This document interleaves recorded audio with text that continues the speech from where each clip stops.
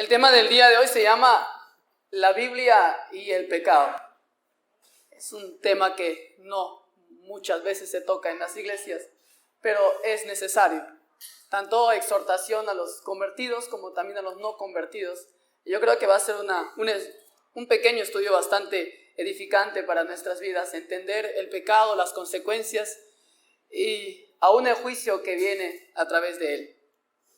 Primeramente nos hacemos la pregunta, ¿qué es el pecado? Y según las Escrituras, el pecado es rebelión contra Dios. Una de las cosas que es el pecado es rebelión contra Dios. Otra de las cosas que es el pecado es aquello que separa al hombre de Dios. Y esto lo vamos a ver más detenidamente en el transcurso de esta enseñanza.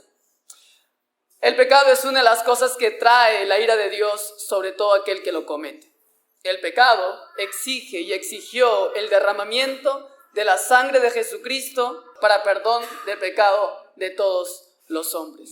Hay múltiples problemas en la sociedad, la pobreza, la corrupción. Todos ellos se engloban en una fuente principal. La fuente principal y el problema más grande de toda la humanidad se resume en el pecado. El pecado es el problema más grande del mundo. Es la base de todo hogar destruido. Produce la deshonra de los hijos hacia los padres. Trae consigo la lascivia, el sexo sin refreno, la adicción a las drogas, la pereza, la ociosidad y un sinfín de problemas, todas ellas a consecuencia del pecado en la humanidad. Ahora digo esto sabiendo que a veces creemos que solo algún tercero en la esfera espiritual produce estas cosas. A veces estamos tan dispuestos a echar la culpa a Satanás y a sus demonios, cuando en muchas ocasiones a veces somos nosotros mismos. A veces es nuestra propia naturaleza corrupta, a veces es nuestra carne hambrienta por pecado. En muchos casos, muchas veces es nuestro corazón aún no regenerado.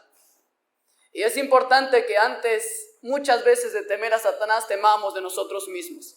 Como el apóstol Pablo dijo, cuídate de ti mismo. La palabra de Dios dice en Jeremías 17:9, es un pasaje que usted ya conoce, que el corazón del hombre es engañoso más que todas las cosas y perverso. El corazón del hombre es engañoso más que todas las cosas y perverso. Ahora, ¿qué significa esto? Esto significa que dentro de nosotros hay una naturaleza corrupta. El corazón, bajo el concepto judío, son los pensamientos y la esencia del hombre. El hombre es esencialmente y dentro de su fuente pecaminoso y corrupto. Dentro de nosotros hay una voz que dice, yo voy a tener los derechos de mi vida para hacer lo que me dé la gana y nadie me tiene que decir nada. Ni Dios, ni hombre, ni iglesia, ni hogar, ni gobierno, ni las cortes, nadie me va a decir lo que yo tengo que hacer. Yo voy a hacer lo que yo quiero. Ese es el pensamiento central del hombre por naturaleza. Y lo vemos eso a través, cuando prendemos las noticias, vemos a gente haciendo lo que quiera. Vemos a gente tomando las decisiones que quiera, no queriendo que el gobierno, no queriendo que la iglesia, no queriendo ni aún que la palabra de Dios dirija sus pasos. Esto, mi amigo, es la esencia del pecado. El derecho a mí mismo de hacer lo que a mí me conviene y que Dios ni nadie toque lo que yo quiero. Esto, según la palabra de Dios, es lo que acontece a nuestra sociedad hoy en día. La rebelión en contra de Dios y en contra de la autoridad de la palabra. Entonces, una de las cosas que entendemos es que dentro de nuestro corazón, aún en el hombre natural, es perverso y malvado.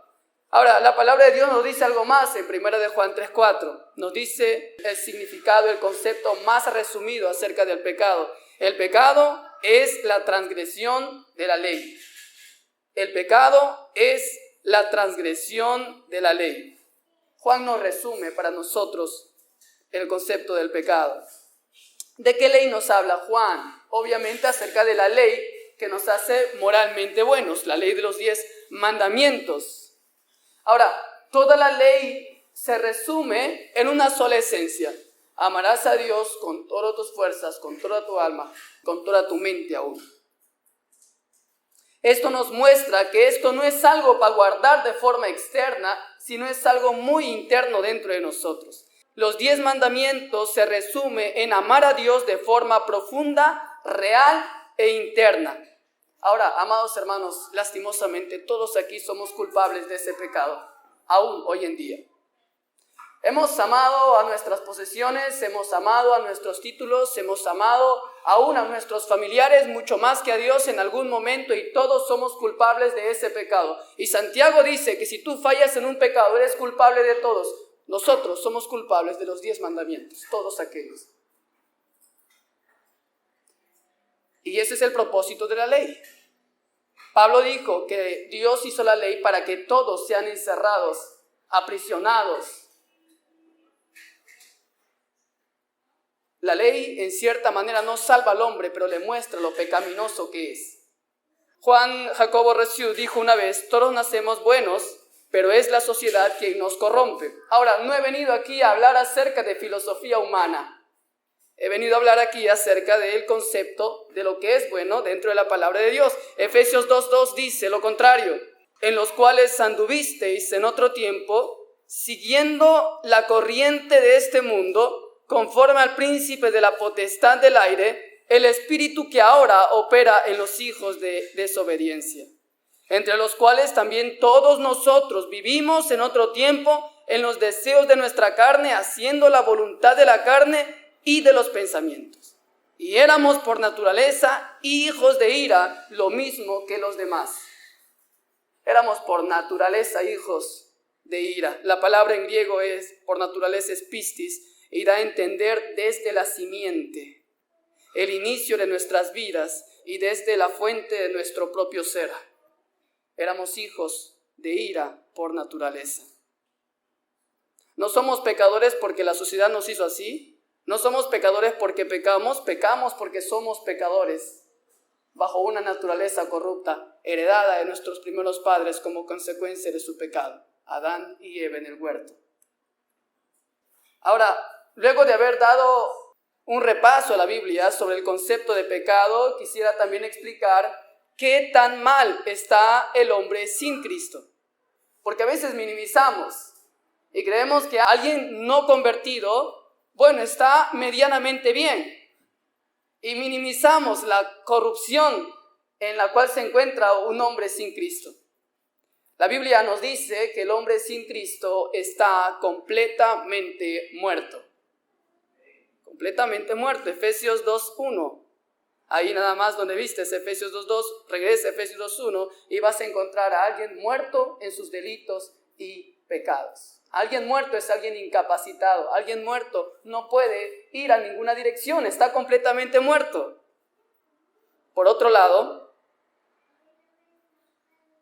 Romanos 3:10 al 12 dice: como está escrito, no hay justo ni un uno, no hay quien entienda, no hay quien busque a Dios, todos se desviaron, a una se hicieron inútiles, no hay quien haga lo bueno, no hay ni siquiera uno.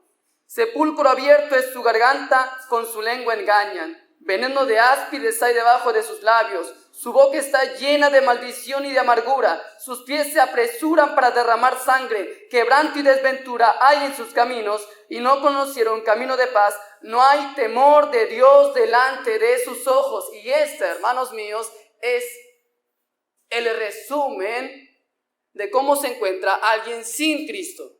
No hay temor de Dios en su corazón. Es un inútil. No puede hacer nada bueno. Y ahora vamos a ver ese concepto. Sepulcro abierto es su garganta, con su lengua engaña, habla mentira.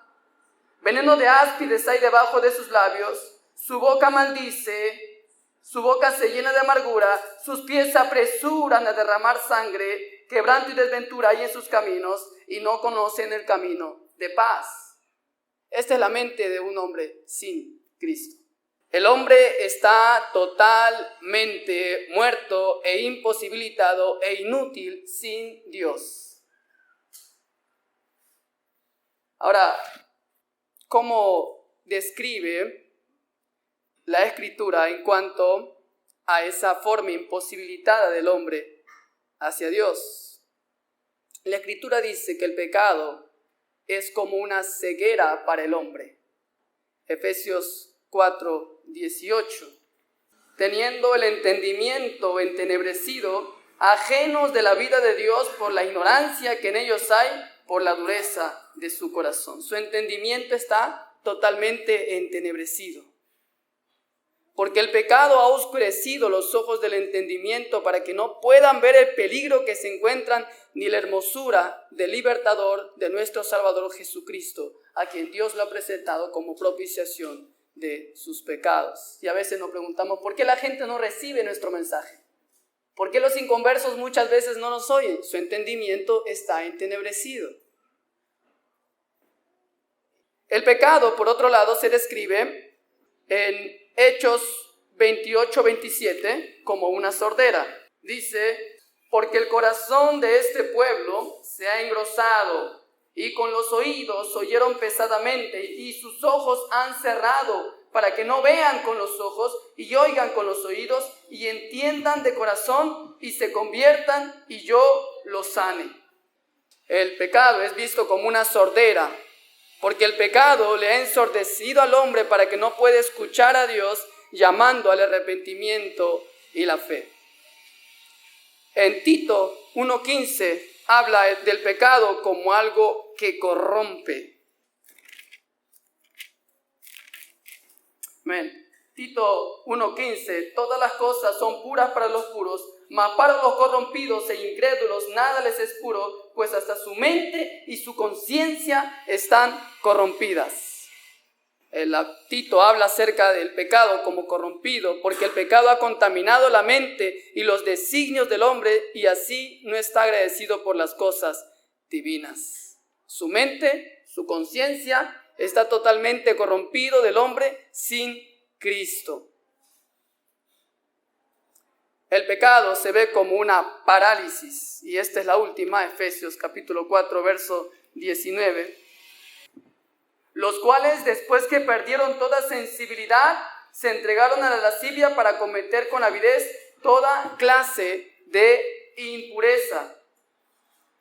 Perdieron toda la sensibilidad, perdieron todo el control de sí mismos, entregándose a la lascivia para cometer con avidez. Por esta razón es que el hombre sin la gracia de Dios no puede acudir a Cristo. Él simplemente es controlado, ya lo vimos en Efesios 2, dominado por el príncipe de este siglo. El hombre no puede por sí mismo levantarse de su estado caído y no tiene la fuerza moral para andar en la voluntad de Dios. Este es el hombre sin Cristo, imposibilitado, débil, corrompido. Escuché a alguien gritar desde el púlpito, alegar a que todos digan, soy fuerte, y todos decían, soy fuerte. Soy próspero, y todos decían, soy próspero. Todo lo puedo. Y la gente decía, todo lo puedo. Y yo desde las tribunas diría, cállate y deja de engañar a la gente.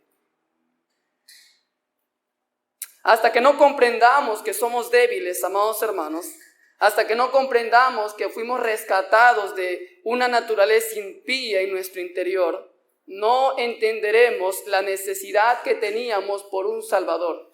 Y no comprenderemos hoy en día la gran necesidad que tenemos aún hoy por la fortaleza de nuestro Salvador. En lugar de ello, todos debiéramos decir, oh Dios, soy débil, pero tú eres fuerte. Oh Dios, separado de ti nada puedo hacer.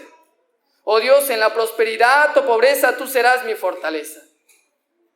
Decir como Pablo, he probado de todo y en todo Dios me ha suplido lo suficiente. Este no es mi propio concepto acerca del pecado, este es el concepto de la palabra de Dios. Romanos 5:6 dice, porque Cristo, aún éramos débiles, a su tiempo murió por los impíos. ¿Ves? Eras débil, eras impío antes de venir a los caminos del Señor. Porque Cristo, cuando éramos débiles a su tiempo, murió por los impíos. Ahora, quiero aclarar que no estamos hablando de que el hombre natural no pueda hacer ninguna obra superficialmente buena. De hecho, vemos a muchos sin Cristo que dan donaciones a los pobres y hacen muchas obras buenas. No estoy hablando de eso. El hombre sin Dios puede hacer obras superficialmente buenas o puede tener afecciones agradables. El hombre es bueno si lo comparamos con otro hombre, peor. El hombre es bueno, pero si lo comparamos con otro hombre, peor. Pero la Biblia no mide la bondad de esa forma. La Biblia compara la pecaminosidad del hombre con la santidad de Dios. Y en ese sentido, ninguno llega a ser bueno. Tú eres bueno si te comparas tal vez con Hitler, pero a ver, compárate con Dios. Y es por eso que la Biblia llega a una conclusión: nadie es bueno. Ahora, quiero que te des cuenta tú lo terrible que es el pecado. Quiero que te vayas de aquí no con un concepto superficial del pecado y digas, pequé una vez, está bien. Quiero que te vayas de aquí, que cuando peques, llores y te arrepientas con lágrimas clamando al Señor porque viste lo terrible que es el pecado. ¿Sabías que la palabra de Dios nos asemeja a puercos y perros cuando volvemos al pecado? Es algo humillante, pero la palabra de Dios lo dice. Escucha 2 de Pedro 2:20 al 22. Ciertamente, si habiéndose ellos escapado de las contaminaciones del mundo, por el conocimiento del Señor y Salvador Jesucristo, enredándose otra vez en ellas, son vencidos, su postrer estado viene a ser peor que el primero. Porque mejor les hubiera sido no haber conocido el camino de justicia, que después de haberlo conocido, volverse atrás del santo mandamiento que les fue dado. Pero les ha acontecido lo del verdadero proverbio: el perro vuelve a su vómito y la puerca lavada a revolcarse en el cieno. Palabras fuertes. Ahora, con razón Dios tiene que darnos un corazón nuevo por medio de su Espíritu Santo y por la gracia. No hay esperanza del hombre sin Cristo.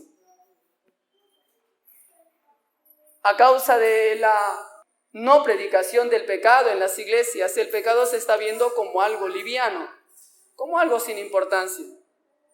Pero no tratemos al pecado con liviandad. Fíjate lo que hizo el pecado. Por causa de un pecado, el pecado de la desobediencia, Adán trastornó a toda la raza humana. Génesis 3.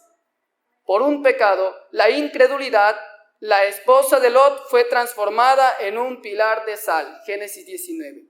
Por un solo pecado, el enojo, Moisés nunca entró en la tierra prometida. Números 20. Por causa de un solo pecado, traicionar al Hijo de Dios, a Judas le fue negado el cielo y murió de una manera espeluznante. Juan 13. Por causa de un pecado, la codicia que llevó a mentir al Espíritu Santo, Ananías y Zafira fueron muertos por el poder de Dios. Hechos 5.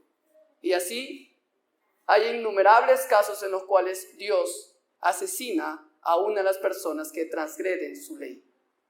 Tenemos el caso de Cusa. Cusa estaba llevando el arca y el arca estaba a punto de caerse en el barro. Y Cusa, en un intento de salvar al arca para que no cayera en el barro, Cusa tiene la intención de tomar el arca y levantarla. Dios anteriormente había dicho, nadie va a tocar el arca. Cusa levanta el arca con una intención buena para que el arca no choque al charco. Cusa toca el arca y muere enseguida. Y Dios dice, yo soy santo, mi ley es santa, mi ley no ha perdido validez. ¿Quién les ha dicho que mi ley ha perdido validez? Ahora, creo que siempre es oportuno hacernos la pregunta, ¿has experimentado la salvación en Cristo Jesús? Escucha el testimonio de Pablo y mira en Pablo tu conversión. Él habla de sí mismo en Romanos 7:9 y él dice, yo sin ley vivía en un tiempo, pero venido el mandamiento, el pecado revivió y yo morí. ¿Qué significa esto? Pablo dice, yo sin ley vivía en un tiempo, pero venido el mandamiento, el pecado revivió y yo morí. Pablo en un tiempo no conocía la ley de Dios, pero cuando Pablo descubrió la ley, el pecado revivió en él. Es como decir, yo me di cuenta de mi propia pecaminosidad. El pecado sobreabundó mientras vi mi condición arruinada delante de aquel Dios santo y justo contra quien había pecado todos los días de mi vida.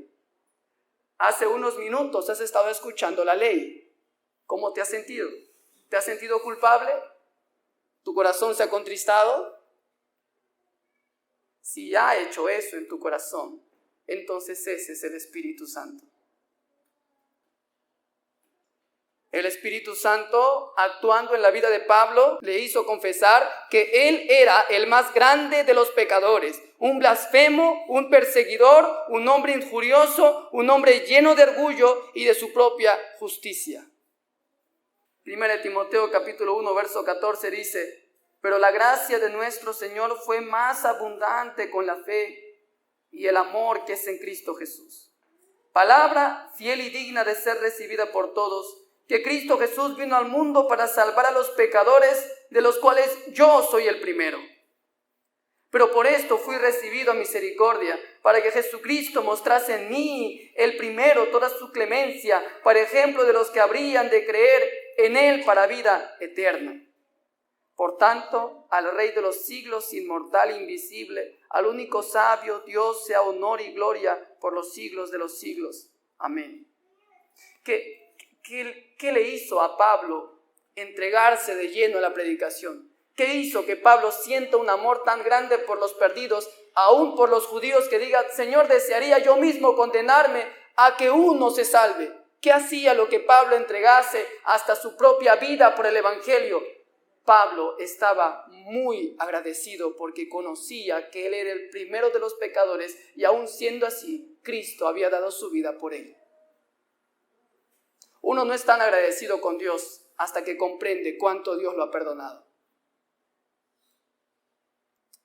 ¿Has experimentado esta convicción del pecado delante de Dios, por lo cual aceptaste toda tu culpa por tus pecados y rendiste las armas de tu rebelión y te presentaste como alba desnuda y culpable delante de Dios y su ley te quebranta? ¿Estás en ese estado?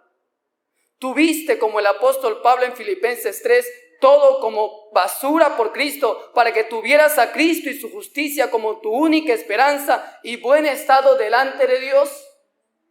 ¿O tienes aún tu justicia, tus posesiones como preciosas mucho más que Cristo? Te pregunto, ¿tuviste una conversión como Pablo? ¿Fuiste salvo como el apóstol Pablo? Y algunos tal vez me puedan decir: Andrés, pero esa es una declaración muy fuerte. Él es el apóstol Pablo, yo soy un simple discípulo.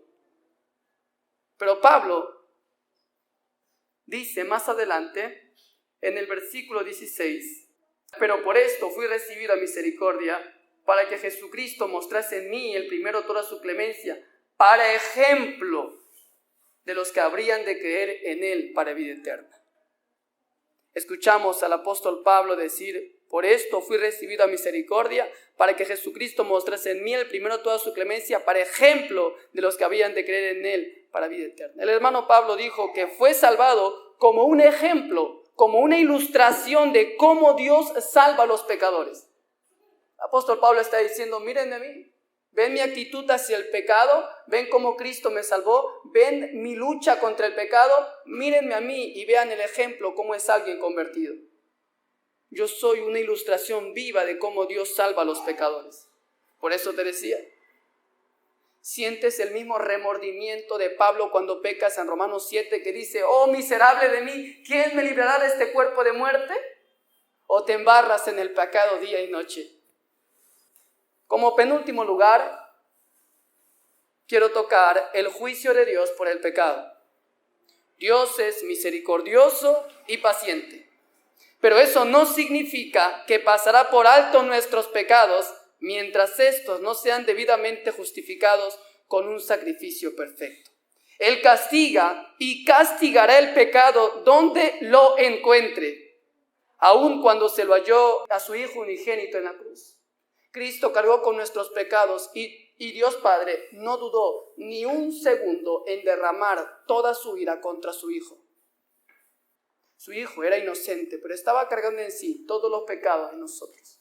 Y si Dios no dudó ni un segundo en castigar a su propio Hijo por los pecados que ni él mismo cometió, ¿cuánto castigo tendrá alguien que no se arrepiente? Solo es la paciencia y misericordia de Dios que ha hecho que hoy en día despiertes en tu cama junto a tu familia y no en el infierno eterno. Eso es lo único que te sostiene para no caer en el infierno. La paciencia y la misericordia de Dios. Por eso venimos a la iglesia y lo alabamos por su paciencia, por su misericordia, por su gloria, porque no estamos ya en el infierno o camino a Él, estamos de camino al cielo por su gracia. Todos aquellos que no están seguros de haber sido eternamente salvos y que no tienen una certeza de salvación genuina, algún día la amabilidad de Dios se acabará. Y si estas palabras no te han llevado al arrepentimiento, una noche, sin aviso, escucharás la voz de Dios diciendo: esta noche vienen a pedirte tu alma, ven y haz cuenta de tus pecados. Les aseguro que no quieren escuchar aquella voz. Tiemblo al pensar en ese momento. Vayamos a Apocalipsis capítulo 20, verso 11. Ahora, este pasaje nos recuerda que ni tú ni yo escaparemos de su gran juicio. Y vi un gran trono blanco y al que estaba sentado en él, de delante del cual huyeron la tierra y el cielo, y ningún lugar se encontró para ellos. Y vi a los muertos grandes y pequeños de pie ante Dios, y los libros fueron abiertos. Y otro libro fue abierto, el cual es el libro de la vida, y fueron juzgados los muertos por las cosas que estaban escritas en los libros según sus obras. Y el mar entregó los muertos que había en él, y la muerte y el Hades entregaron a los muertos que habían en ellos, y fueron juzgados cada uno según sus obras. Y la muerte y el Hades fueron lanzados al fuego, al lago de fuego. Esta es la muerte segunda. Y el que no se halló inscrito en el libro de la vida fue lanzado al lago de fuego. Creo que esto haría temblar a cualquiera que esté dudoso acerca de su salvación hoy. Por otro lado, la Biblia siempre nos está exhortando y nos dice: buscad a Jehová mientras pueda ser hallado. Llamadle en tanto que está cercano. Deje el impío su camino y el hombre inicuo sus pensamientos, y vuélvase a Jehová, el cual tendrá de él misericordia, y al Dios nuestro, el cual será amplio en perdonar. Isaías 55:6. Creo que si quisiera poner un énfasis a este versículo, yo diría: corre a Jehová mientras pueda ser hallado. Clama en tanto está cercano. Apártate del camino impío. Deja los pensamientos inicuos. Corre a Jehová. Él tiene misericordia de ti y Él es amplio para perdonarte.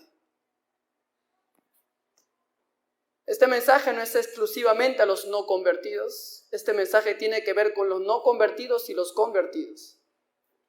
A los convertidos, este mensaje les dice que aunque la gracia de Dios los haya salvado y aunque la gracia de Dios los preserve, la evidencia de un arrepentimiento real en nuestra vida define nuestra salvación.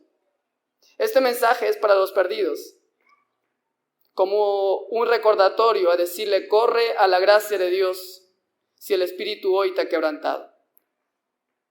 Corre, que las llamas están a punto de quemarte los pies. Corre, que nunca sabes cuándo vendrá de repente la ira sobre ti. Cuando tu cuerpo eterno arda por siempre en el lago de fuego, será inútil mencionar el nombre de Cristo para salvarte. Debemos hacer mea culpa y decirle al Señor que hemos quebrantado su ley.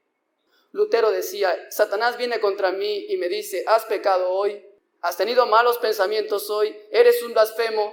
Y Lutero decía, y yo me río delante de Satanás y le digo: gloria a Dios, porque Cristo vino por los pecadores y no por los justos.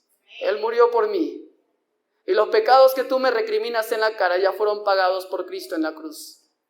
Si tú tienes esa certeza, tú eres salvo. Hace falta decirle a Cristo que tenemos que renunciar a nuestro pecado y seguir a Cristo. Decirle que estamos dispuestos a dejar todos los placeres del mundo para seguir a Cristo. Decir y hacerme a culpa de que hemos pecado contra Él. Confesar que odiamos al pecado más que a todo. Confesar que somos los más grandes de los pecadores, así como Pablo lo dijo. Confesar que necesitamos de Él y su gracia para ser limpios. confesarle a Dios que aunque merecemos el infierno, nos aferramos a la cruz de Cristo. Confesar que el Señor Jesucristo vino a buscar y salvar esta clase de pecador que hemos confesado ser. Carlos Wesley tiene un himno bastante bonito que tal vez expresa mucho de lo que siente un real convertido. Carlos Wesley dice lo siguiente: oh cariñoso Salvador, huyo de la tempestad a tu seno protector, fiándome tan solo de tu bondad. Oh Señor, sálvame. Señor Jesús, da las olas del turbión, hasta el puerto de salud guía mi pobre embarcación que yo no puedo navegar. Otro asilo ninguno hay, estoy indefenso, solo tengo que acudir a ti. Mi necesidad me trae, porque he visto mi peligro bajo la ley. Solamente en ti, Señor, puedo hallar consuelo y luz. Vengo lleno de temor a los pies de mi Jesús. Cristo, en ti he encontrado todo, y no necesito más. Caído, me pusiste en pie, débil, pero tu ánimo me diste. Al enfermo, tú das salud, das la vista al que no ve. Con amor y gratitud, tu bondad ensalzaré. Vamos a orar para cerrar esta enseñanza. Gracias, Padre Celestial, por tu bondad. Gracias, Dios, porque a pesar de nuestras fallas, a pesar de nuestros pecados, tú aún sigues allí, amándonos, perdonándonos, exhortándonos a vivir una vida bajo tu voluntad. Ayúdanos, oh Dios, a perseverar en tu ley. Hoy hemos visto nuestra pecaminosidad frente a nuestros ojos, y es imposible, oh Dios, no confesar nuestros pecados delante de ti. Confesar que te hemos fallado con palabras, actitudes, aún con los pensamientos, nos han hecho transgresores de tu ley. Ayúdanos, oh Dios, a clamar a ti en esos momentos. Ayúdanos, oh Dios, a comportarnos como reales convertidos, los cuales amamos tu presencia y amamos tu ley. Tu ley es santa y digna de ser honrada, Padre Celestial. Que sea tu Espíritu Santo guiando a cada uno de nosotros, limpiando nuestras mentes, nuestros corazones, limpiándonos de todo mal, dándonos la certeza de salvación, no minimizando el pecado en nuestras vidas, sino confesándolo y arrepintiéndonos de todo mal. Danos, oh Dios, un corazón sensible hacia tu ley, un corazón sensible a tu palabra, que esté convencido del Dios a quien adora. Ayúdanos, Señor, a seguir el ejemplo del apóstol Pablo, de grandes hombres de Dios, los cuales tú usaste poderosamente. Ayúdanos a sentirnos tan indignos cuando cometemos un pecado. Te ruego, Señor, si no fuera por tu gracia y tu bondad, nos revolcaríamos en el pecado y nunca vendríamos a ti. Es por tu gracia, tu bondad y misericordia la cual tenemos la capacidad de ir a ti por perdón, confesando nuestros pecados, declarándonos débiles e insuficientes, pero declarándote que tú eres poderoso y suficiente para cada uno de todos nosotros. Gracias, Dios, porque este mensaje ha sido para mí. Gracias, Dios, porque siempre estás hablándonos a cada uno de nosotros, porque antes de que la palabra llegue a los oyentes, ya ha llegado al que lo predica. Gracias, Padre Celestial. Te doy la gloria y la honra. La gloria es al Padre, al Hijo y al Espíritu Santo. Gloria a Dios. Gloria a Dios, gloria a Dios. Amén.